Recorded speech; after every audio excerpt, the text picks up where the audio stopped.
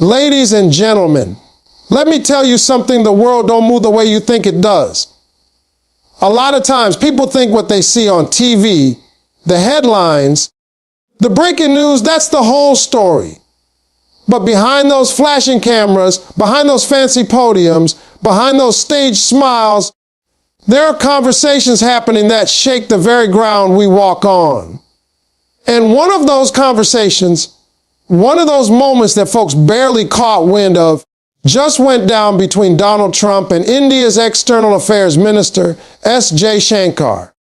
And I'm telling you right now, the United States didn't just whisper something that day, it sent a shockwave across the world. Now, before I get into it, let me set the stage. You got to understand the way the world has always worked. America, for decades, it was used to telling people what to do. It was used to countries lining up, nodding their heads, taking the instructions, signing the papers, and walking away. That's how the system was built. America spoke. The world followed. But here's the twist. India was never designed to be anybody's follower.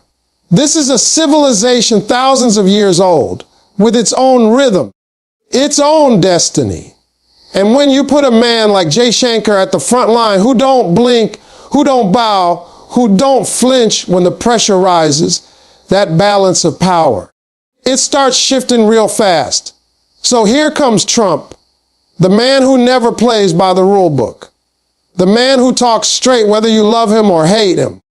And somewhere in that closed-door talk, away from the ears of the press, he dropped a message. And this wasn't some polite diplomatic line. This wasn't, "Thank you for your partnership, let's continue working together." No, this was something else. This was a recognition, a warning, and a challenge, all wrapped into one. Trump looked at Jaishankar, and he said something that no one expected. "You hold more cards than you realize, and the world ain't ready for that." Now pause for a second and let that sink in. Do you know what that means? For a former U.S. president to look an Indian diplomat in the eye and admit that the game has changed. That's the kind of honesty you don't hear in politics. Because the truth is, America realized India isn't just some player on the field anymore. India is becoming the field itself. Every major decision, every global crisis, every economic shift, sooner or later, it runs through New Delhi, India. Defense, India. Technology, India. Geopolitics, India. The center of gravity is moving, and America's not used to being the one adjusting. Trump's words carried something deeper. It wasn't just about today. It was about tomorrow. He was signaling that India's rise is no longer in question. It's already written. And he was also saying something else, that America has to make a choice. Either you walk beside India as a partner, or you get left behind as a bystander. See, that's the part that shook Washington, because the old playbook don't work on India anymore. You can't sanction it into submission. You can't lecture it into compliance. You can't push it into choosing sides. India sits at the table on its own terms, and everybody else has to figure out how to deal with that confidence. Let's break it down a little more. When Trump spoke, it wasn't just him. He was echoing something America has been whispering in closed rooms for years now, but has been too proud to admit out loud. India is indispensable. You can't run the global economy without India. You can't handle climate without India. You can't even think about countering China without India. And that's the part where the shock came in, because for decades, Washington believed India was the one that needed the U.S.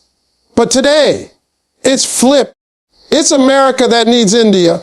And Jaishankar, man, that brother don't even flinch. He sits there calm, collected, the sharpest man in the room.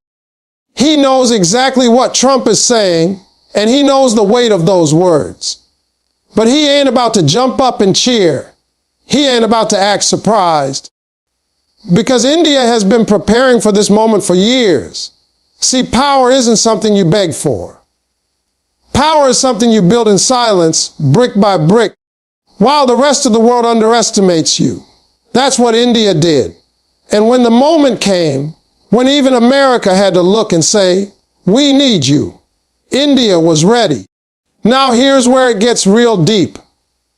That secret message wasn't just about politics. It wasn't just about alliances. It was about a shift in the world's spiritual center. For too long, power was defined by who had the biggest bombs, the fastest planes, the loudest bangs. But now, power is being redefined by who can stand tall with dignity, who can make their own choices, who can resist the pressure of being boxed in. And India is embodying that spirit. That's why Trump's message hit harder than anyone expected. It was an admission that even America has to respect that new rhythm. The shock wasn't just in Washington. When word of that private message started slipping out through whispers, through analysts, through the grapevine, the whole world started paying attention. European capitals started wondering, wait, if America is admitting this much to India, what does that mean for us? Middle Eastern leaders started calculating, if India is holding these cards, how do we make sure we're on the right side of history? Even China, sitting over there watching, realized that America just said out loud what they feared the most. India is not the junior partner anymore. It's the counterweight. It's the pivot. It's the storm they can't stop. And I'll tell you why this matters so much. Because history has these rare moments, just a handful in centuries, where one message, one recognition shifts the path of nations. Think about Churchill and Roosevelt during World War II. Think about Nixon and Mao in the 1970s. Those weren't just conversations. They were turning points. And this message, Trump to Jai Shankar, fits in that category. It was more than words. It was the acknowledgement that the global hierarchy is being rewritten and India's name is at the top of the page. The average person out there might not realize it yet. They might just see another handshake, another headline. But deep down, the machinery of the world has started to turn differently. India now knows without question that even the most powerful nation in modern history can't move forward without counting New Delhi in the equation. And America knows without question that the days of dictating terms are over. From now on, it's negotiation, it's partnership, it's respect. Otherwise, you get left out in the cold. And let's not get it twisted. Trump's message wasn't weakness. It was strategy. Because he knows better than anyone that the world respects strength. And he was telling Jai Shankar in his own blunt way, we see your strength and we can't ignore it anymore. That's not the kind of thing you say unless you know the ground is shifting under your feet. And that's why America was shocked. Not because it didn't know the truth, but because one of its own finally said it out loud. Ladies and gentlemen, we are living in a time where the unthinkable is happening right in front of us. The U.S. just admitted the balance of power has changed. India didn't have to demand it. India didn't have to beg for it. India earned it. And when Trump delivered that secret message to Jai Shankar, the silence that followed, that was the sound of history being rewritten. The secret message proved that the global future will be written with India at the center. You see, there are moments in history when a whisper carries more weight than a roar, when a private exchange in a quiet room reshapes the destiny of nations. That's exactly what happened when Trump leaned in, looked at Jai Shankar, and made it clear in his own way that the tides had shifted, that the next chapter of global order won't be drafted in Washington alone, won't be orchestrated in Brussels, won't even be dictated from Beijing. It will have to pass through New Delhi.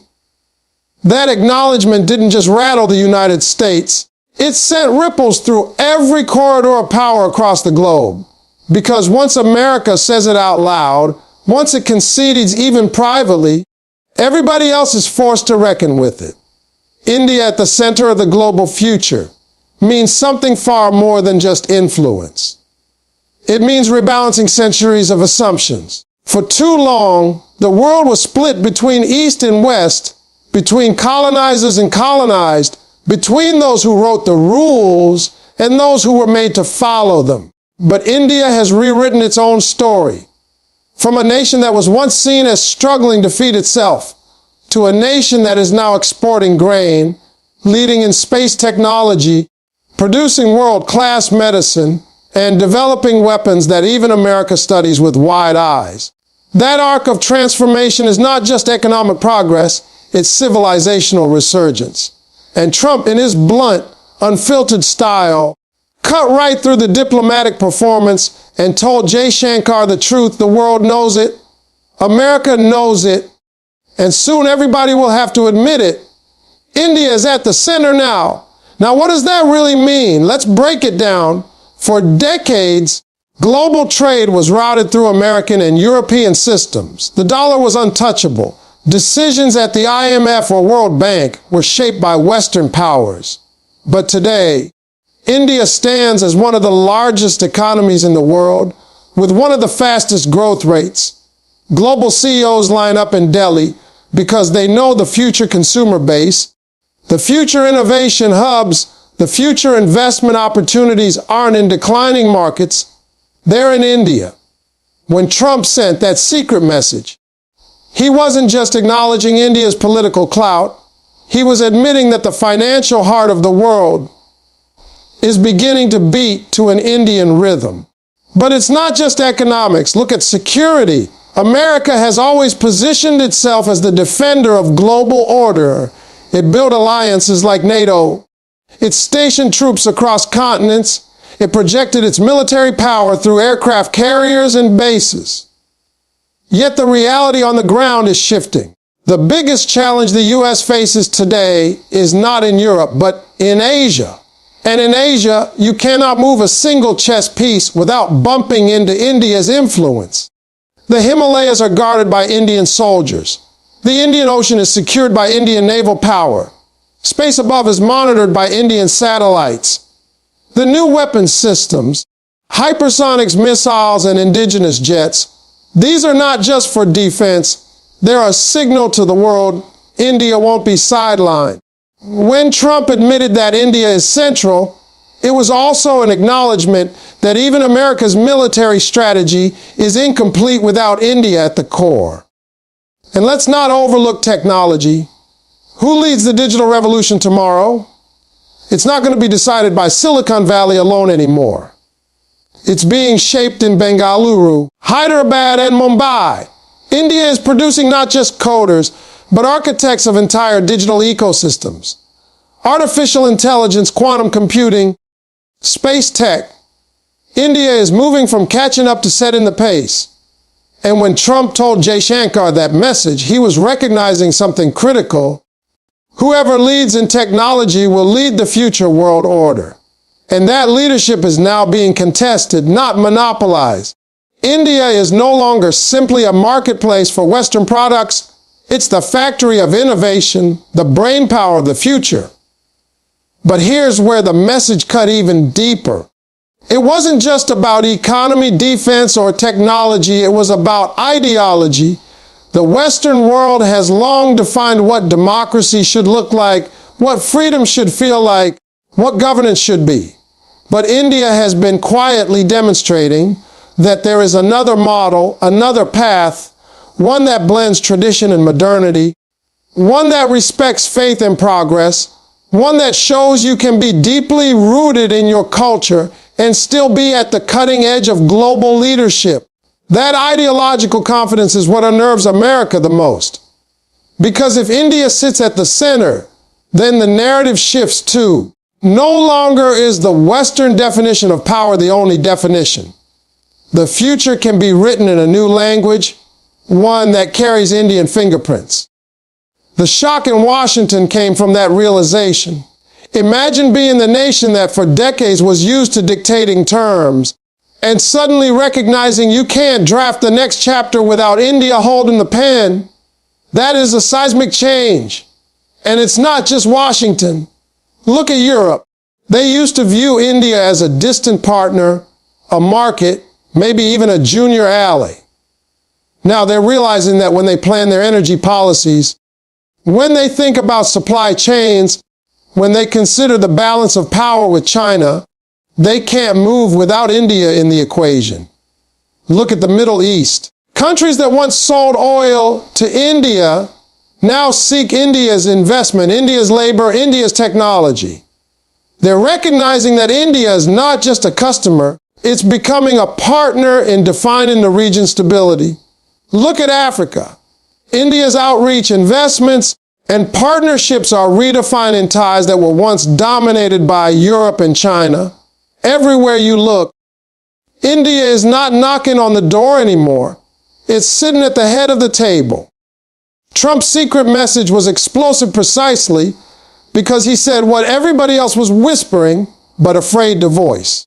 When he told Jay Shankar that the global future runs through India, he validated India's position in a way that no press statement, no joint declaration, no policy paper could.